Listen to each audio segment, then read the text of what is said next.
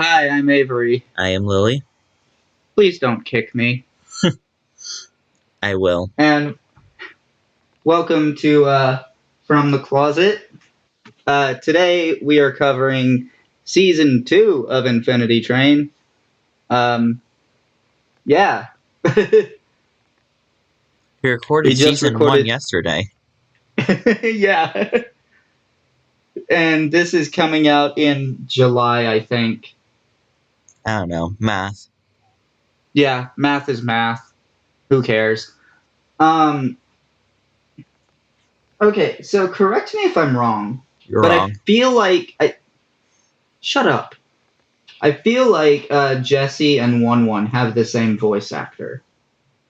Hmm. Because there were some lines from Jesse where I was like, oh, he sounds exactly like 1-1 there.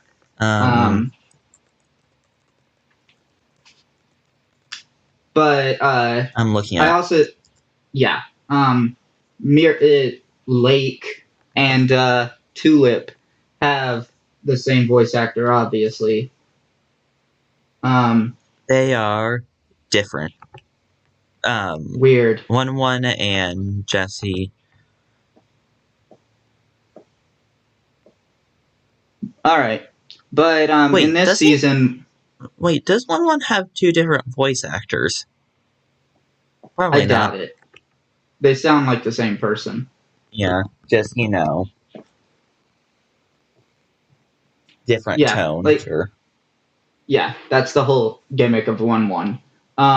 But basically, this season we follow Tulip's reflection throughout pretty much the entire season. She's really the protagonist and not really Jesse.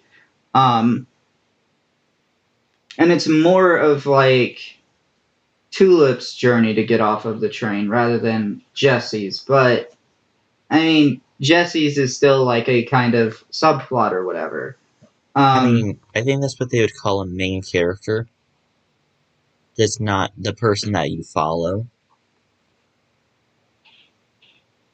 It's still a subplot. Subplots can have main characters.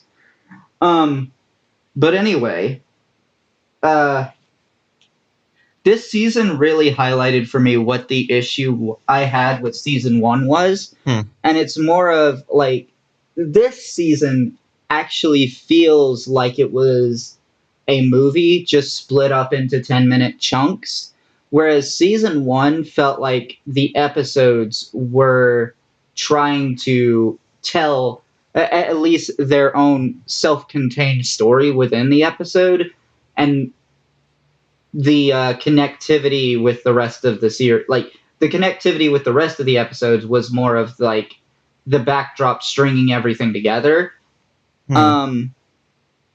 It's like every episode was its own story in season 1, whereas in this season I feel like the episodes are just chunks of a larger story and not really trying to tell a self-contained story on its own.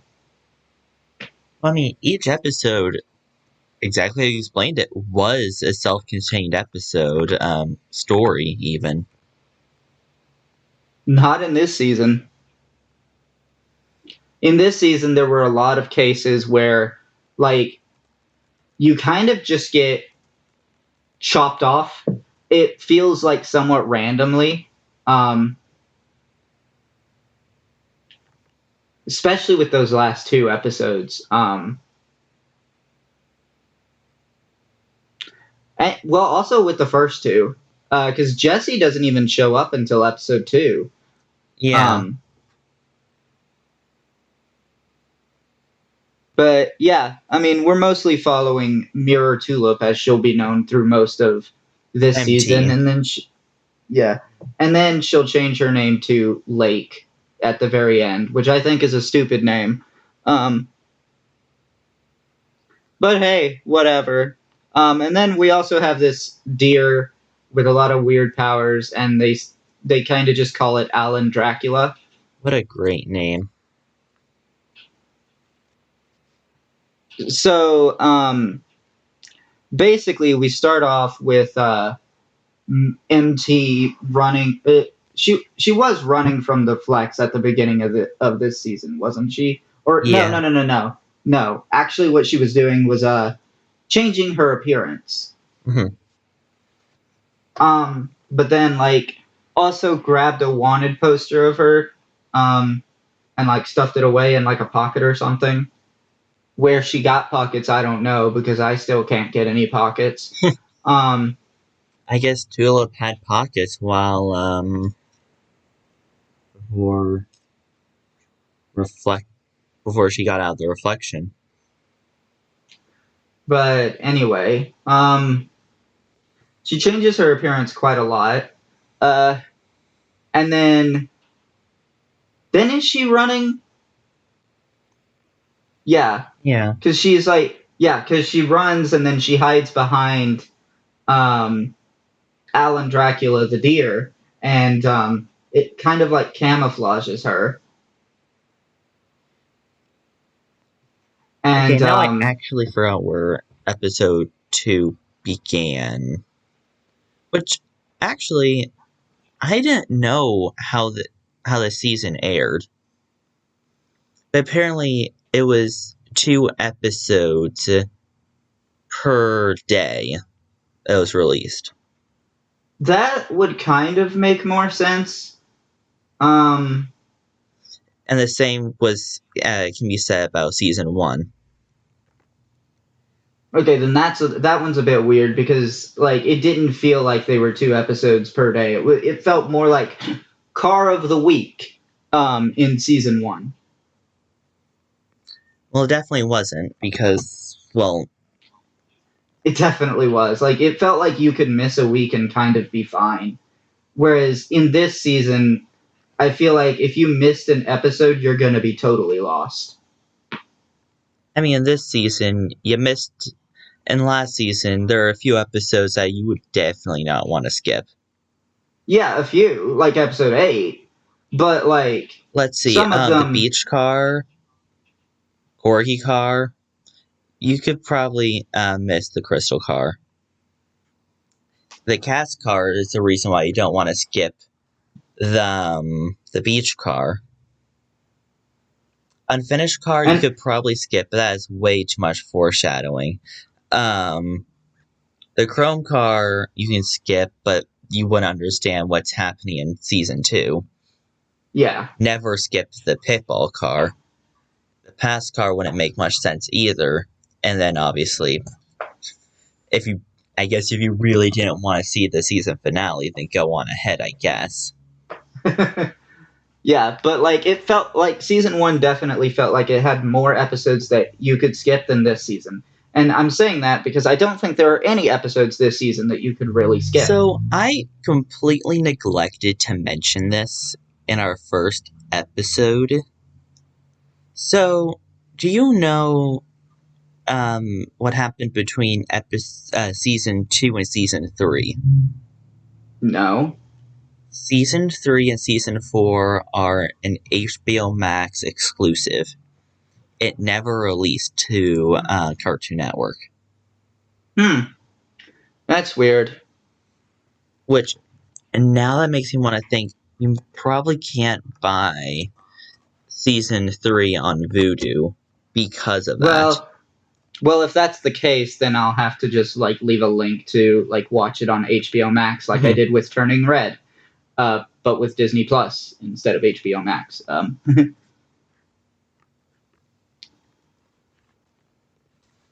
But anyway, Oh, wait, never mind. so she basically Mirror Tulip and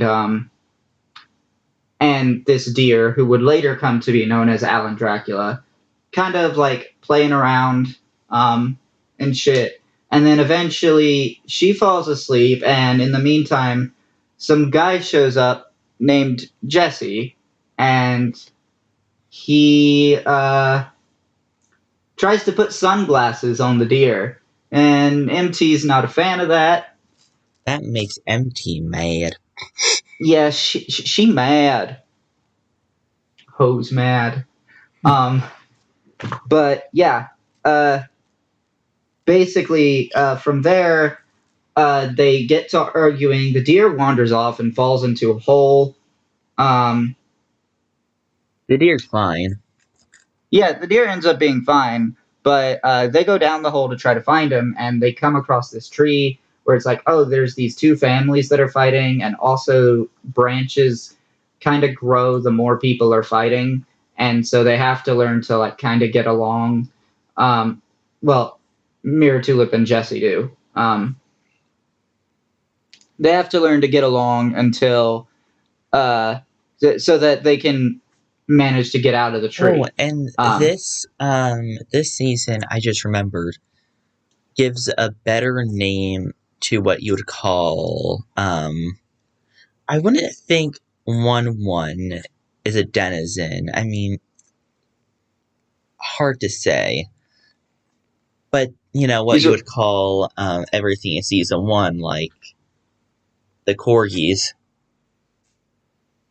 and everything that existed self-contained in the cars would be called denizens. yeah. I mean, I'd personally call Atticus a companion. Um, and I'd say the same for uh, Mirror Tulip, even though she's the protagonist of this season. She's Jesse's companion. Well, I In mean, that's this, not really the name that they something that literally was, said companion. well, something that was, denizen would basically be something that was born from the train. And obviously that wouldn't count for Mirror Tulip at all, because Mirror Tulip did not exist because of the train. Except she did. Well, Mirror Tulip existed way before the train Yeah, but like in the mirrored having a world. person, yeah, having a personality and everything. Um, like almost everything about Mirror Tulip is because of the train. Now it sounds like a Sure, drug. it had The a train changes yeah, people. yeah, like it, but obviously it also has effects in the real world too Hmm. because Tulip does not have a reflection anymore. Um, And if you're so that would probably be that at least Mirror Tulip by logic would not be a denizen, but another category of mirrored people. And if you're wondering why, the Apex kept referring to her as like denizen or at least null, it's because they're racist. well, yeah, because the Apex were terrible. Yeah. Were they next? Yep. Okay, Wait, well, not the I, next I episode. okay because I thought maybe the map car came Sorry. first. They're the next protagonist. Okay, but like, what is next in the story? Like, Fine, yes, the map car. okay, yeah, because this makes sense because this is still when MT is trying uh get Jesse's number down in the way that she understands how, which isn't really that effective. In fact, it made it worse. Yeah. But they basically have to put this map together. It was kind of cool to see. Like, the visuals of that episode were very interesting, and it moved the plot forward a bit. And then, uh, okay, yeah, I think next was the carnival. No, that's the Toad card. Car. Oh, the toad. Oh, yeah, the toad. I mean, we referenced that at the beginning. um,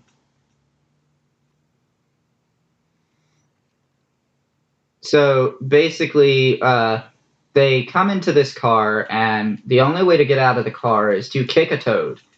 The toad obviously doesn't want to be kicked. And obviously, it would be a problem for Jesse if he kicked the toad. His number would go up.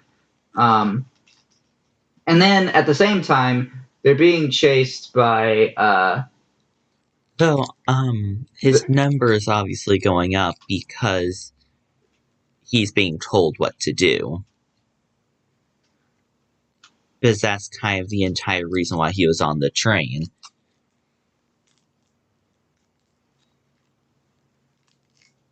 He's a wimp. I mean,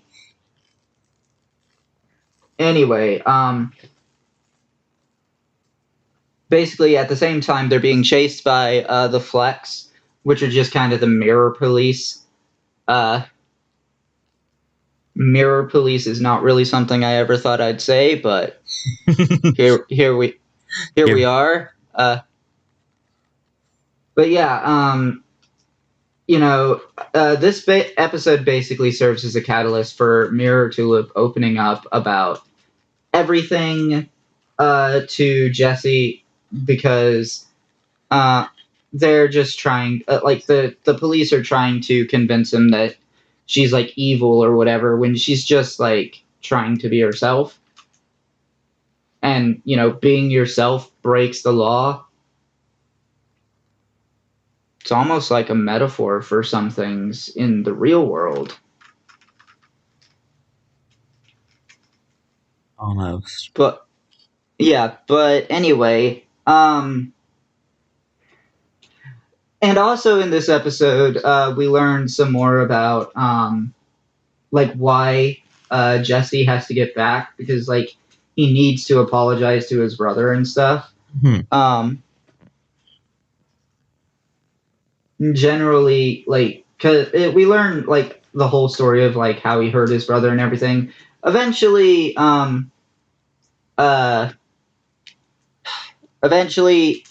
Tulip breaks Jesse's phone, and then the Flex break in through this weird thing that they have, and then also Atticus kicks the Toad. Atticus? No. What? Alan Dracula. Alan Dracula kicks the Toad. Well, and the door so they opens. were about to, like, they didn't actually break into the door because when Jesse kicked the Toad, Alan Jackie kicked the Toad. The doors open. They just swinged right in, and they took the Toad, got out, and the doors just closed. Yeah, and there wasn't anything they could do. Because there was no Toad to kick. I believe next is that one weird fashion car. No, that's not next. Because that requires the parasite first. The parasite car. Oh, is that the actual name of the episode? Yes. Wow. That's kind of funny. So they wander through this field of flowers that are taller than them. And at some point during a trek across the mud, a parasite wormed its way into Alan Dracula's mouth and kind of like gets full control over the entire deer body, and including the powers. Weird powers that Alan Dracula has. Yeah, and then they go into this really cursed modeling segment. It's mostly just cursed because of the things that Alan Dracula does. The mirror MT's interactions in there were funny.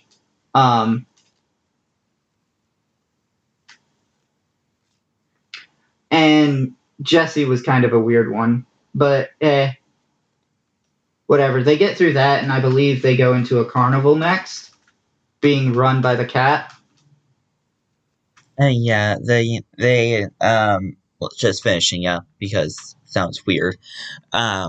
Obviously they get the parasite out of Alan Dracula in the food pyramid car.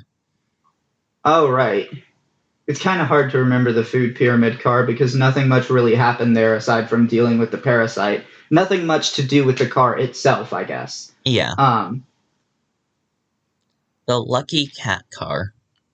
Yeah, so this is where they go to this carnival and they have to get enough points to go through the door. And this carnival is being run by the cat and everything. it turns out like they eventually get enough points, but then they have to go get Alan Dracula, and in the meantime, someone else gains enough points and is revealed to be the leader of the Apex, and kind of just sabotages the entire carnival. And that leads us into the story with the Apex. Episode, and here's the I will lucky episode 7, which always reveals the new protagonist of the next season. Really. It doesn't for season. Well, actually, let me look at season 4, not season 4, season 3, and just not tell you what happens. But oh regarding shit! this, okay, that's for season 5. If it actually ever happened, it won't. But anyway, regarding this plot line with the Apex, when she pulls the mirror out the first time, like I immediately knew that she was going to eventually use it against MT.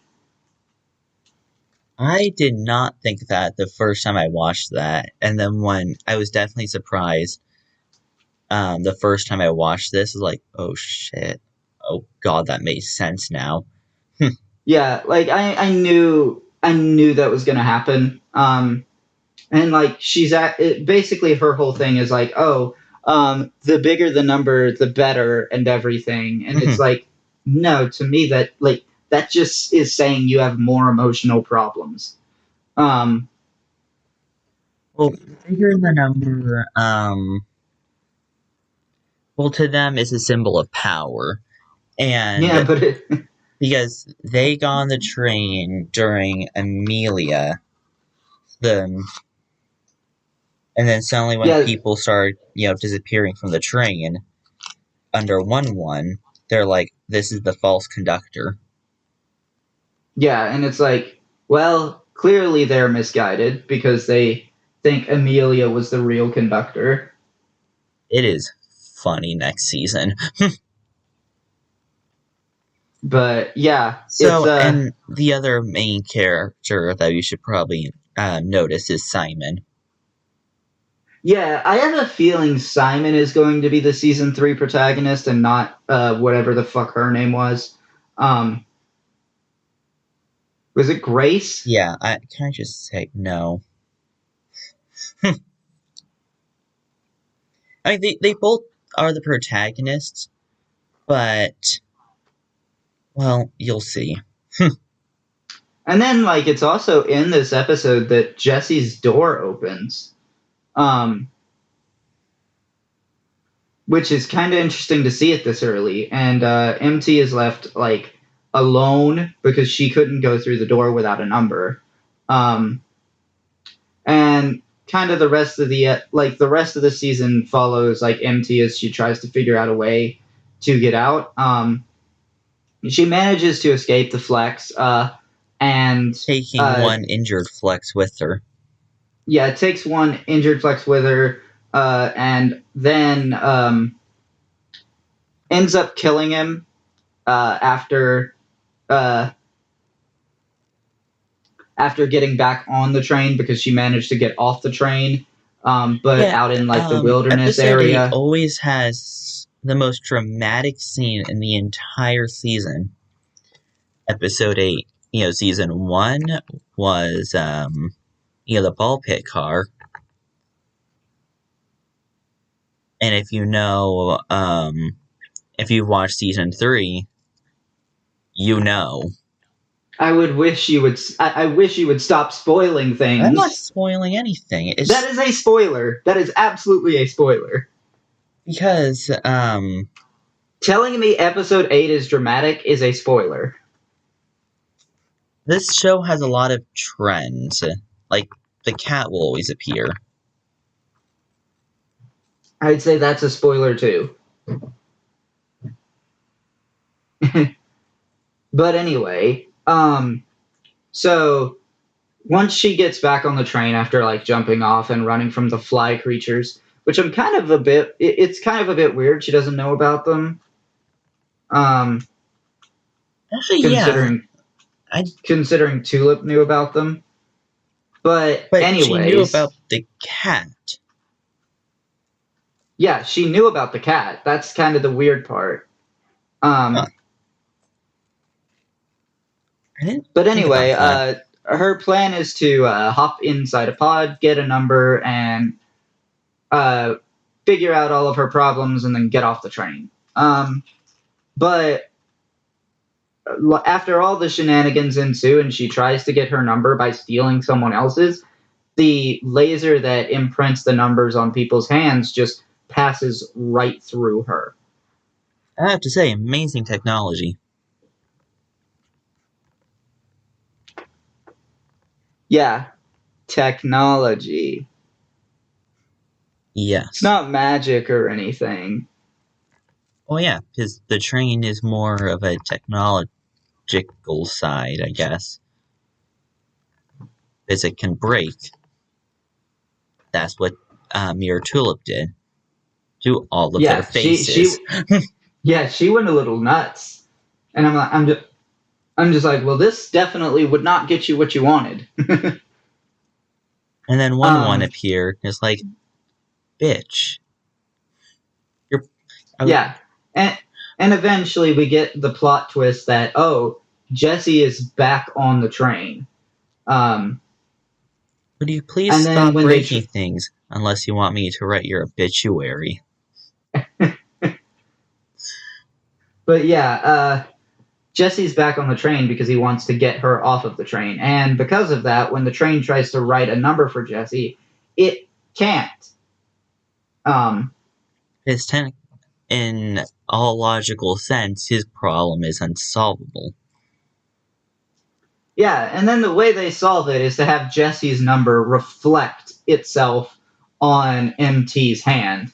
And then two doors open and then they merge into one and then both of them can escape. But in the meantime, but while they're trying to escape, the other Fleck who still managed to live grabs onto MT and tries to prevent her from leaving. And then Atticus, not Atticus, goddamn, Alan Dracula kills him. Two And mere then blood people dead. And then MT names herself Lake, and that's it. I would really be interested in seeing their life outside of the train. That would be an interesting story to look at.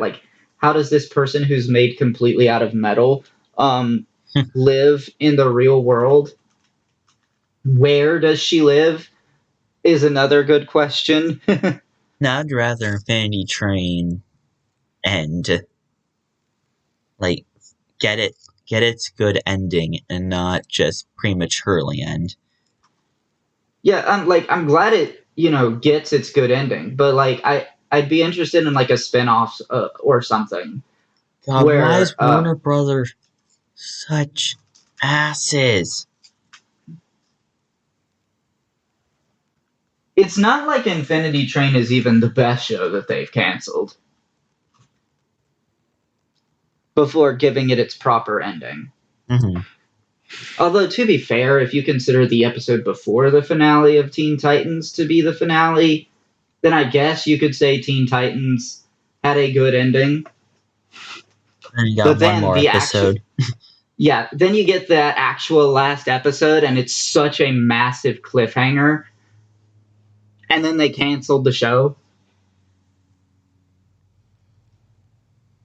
And oh boy, we will get to that when we cover Teen Titans.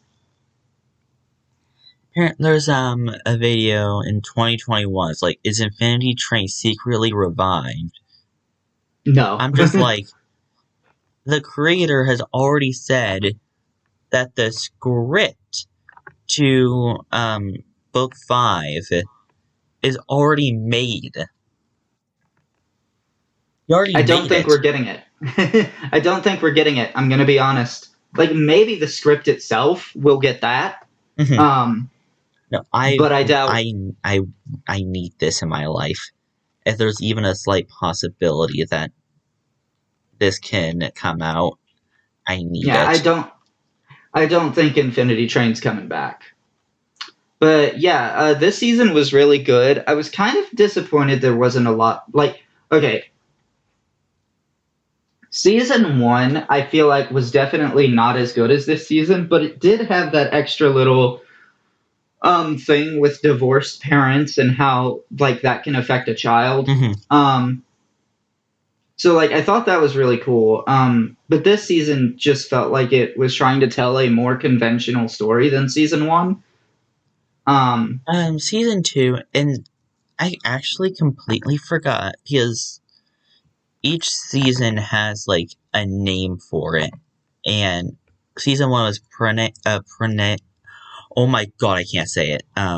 Perennial child. Perennial, or I think it was perennial child. Season 2, completely forgot.